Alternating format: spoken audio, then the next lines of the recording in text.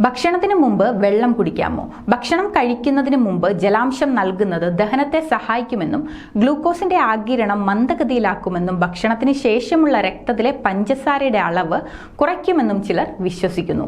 എന്നാൽ നമ്മുടെ ആരോഗ്യത്തിന് ജലാംശം അത്യാവശ്യമാണെങ്കിലും അത് ഭക്ഷണത്തിന് മുമ്പ് കുടിക്കുന്നത് കൊണ്ട് ഗ്ലൈസിമിക് നിയന്ത്രണത്തെ കാര്യമായി ബാധിക്കില്ലെന്ന് വിദഗ്ധർ പറയുന്നു.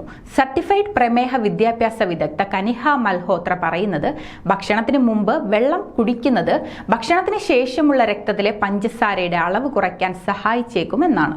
ടൈപ്പ് 2 പ്രമേഹമോ ഇൻസുലിൻ പ്രതിരോധമോ ഉള്ളവരിൽ വെള്ളം വയറു നിറയുന്നു എന്ന തോന്നൽ വർദ്ധിപ്പിക്കും. ഇത് ഭക്ഷണം കുറയ്ക്കുന്നതിനും ദഹനം മന്ദഗതിയിലാക്കുന്നതിനും ഇടയാക്കും. ഇവ രണ്ടും ഭക്ഷണത്തിന് ശേഷം രക്തത്തിലെ പഞ്ചസാരയുടെ വർധനവിനെ മന്ദഗതിയിലാക്കുന്നതായും വിദഗ്ധാഭിപ്രായമുണ്ട്. ജലാംശം വൃക്കകളുടെ പ്രവർത്തനത്തെ പിന്തുണയ്ക്കുന്നതിനാൽ മൂത്രത്തിലെ അധിക പഞ്ചസാര പുറന്തള്ളാൻ സഹായിക്കുകയും അതുവഴി ഗ്ലൂക്കോസിന്റെ അളവ് നിയന്ത്രിക്കാൻ സഹായിക്കുന്നതായും വിദഗ്ധർ പറയുന്നു.